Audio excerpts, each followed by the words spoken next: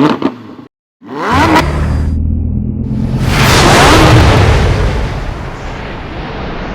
good morning, everybody. Back with Epic Cars, and I'm on another journey again this morning. It's Saturday morning, and it's a crisp, cool fall Oklahoma day, and I'm headed up to Tulsa to pick up another tow rig. Now, some of you know that I've showcased this one before. I've got a 3/4 ton Suburban 454 4x4. That's a 97. It's actually for sale right now, so I'm kind of upgrading my tow package. Now, the reason I'm really showing you guys this morning, because that right there, in my opinion, is the ultimate tow package. It's a 2005 Ford Excursion 4-wheel drive, 6.0 limited Power Stroke diesel. Just a phenomenal vehicle. I love that truck. I've had probably 4 or 5 of them over my my years of driving and towing stuff, and that one actually is out of my reach, but thankfully my father owns it. He bought it brand new. It's only got 81,000 miles on it, so it's barely broke in. I mean, literally, it's like a brand new car inside. It's amazing. It's just a really good tow truck. And so what I did was, rather than taking the Suburban, because first of all it's for sale, and I got it all cleaned up, and I just really don't want to get it dirty again. My family's going with me. We have to go up to Tulsa to a karate tournament and pick up this truck and all this other stuff. So I didn't want to risk the chance of having anything go wrong with that Raptor, and it's just a little bit too overloaded. Specifically because the trailer I'm using, that's a 20-foot car hauler with a 2-foot dovetail on the end of it. It's a heavy-duty trailer itself. It's got 7,000-pound axles on it, and with the dually, I'm not going to be able to. Those are drive-over fenders, but I don't want to take the chance today, so I'm going to pull it on nose first. And with the truck being so long and the diesel engine sitting on the front, that's a lot of weight to be putting on a tongue like that. And to do that on the Raptor, like I said, the Raptor could pull it. It's just the suspension in the rear probably wouldn't be able to handle that much weight that far up on the tongue. So I went, called my dad up and said, "Hey, Dad, I know I probably owe you more than you owe me, but let me do a favor, or can you do me a favor and let me borrow the Excursion for the weekend." This is obviously, as most of you know, some of you may not, that's essentially a 3/4 ton Ford. So it's an F-250, but it's got obviously the back for passengers on it. So it's got a lot heavier duty suspension. The diesel is great. I've had, like I said, about 4 or 5 of them over the years.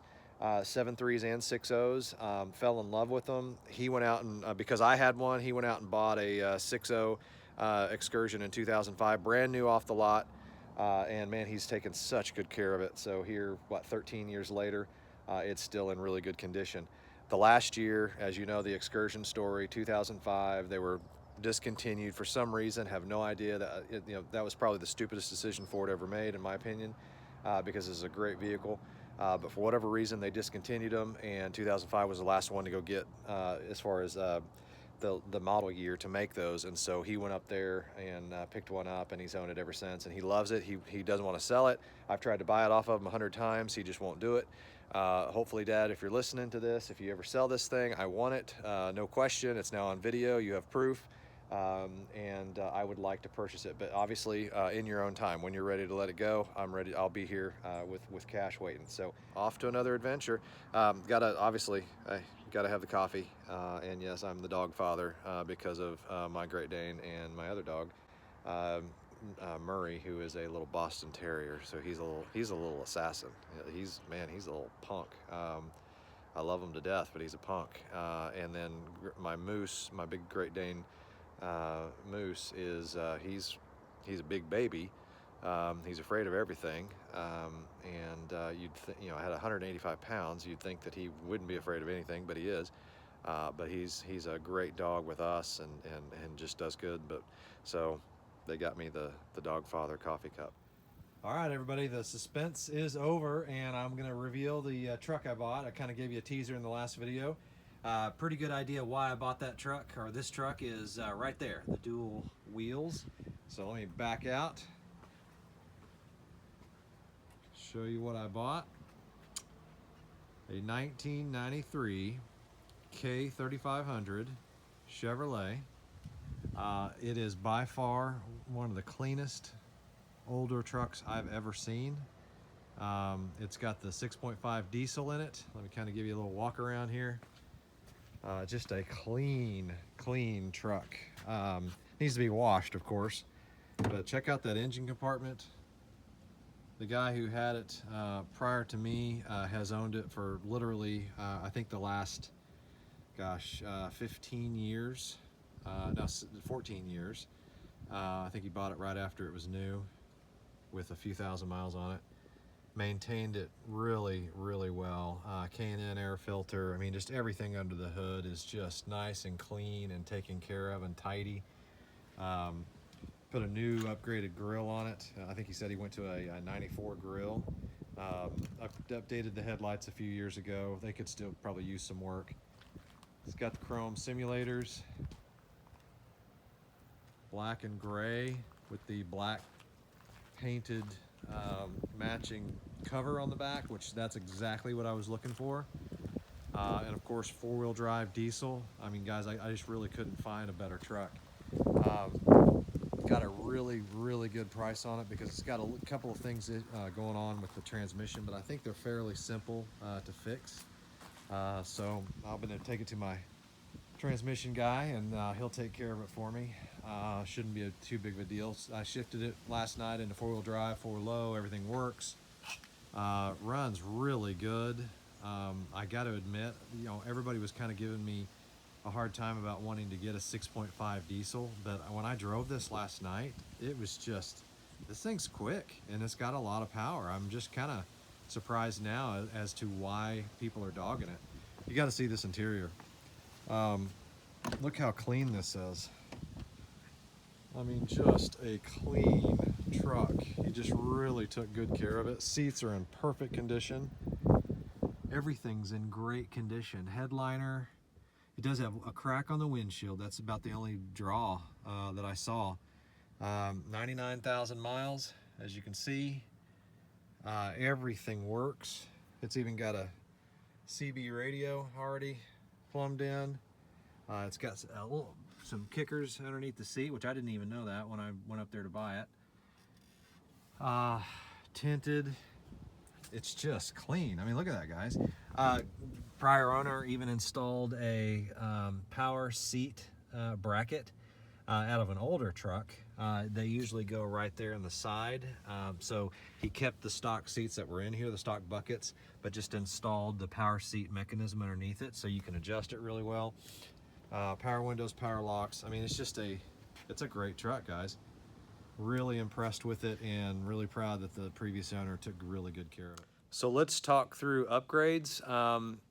Really, guys, I searched for a really long time to find this particular truck. I've been looking at 5.9 diesels, old body style Gen 1 Cummins for a really long time.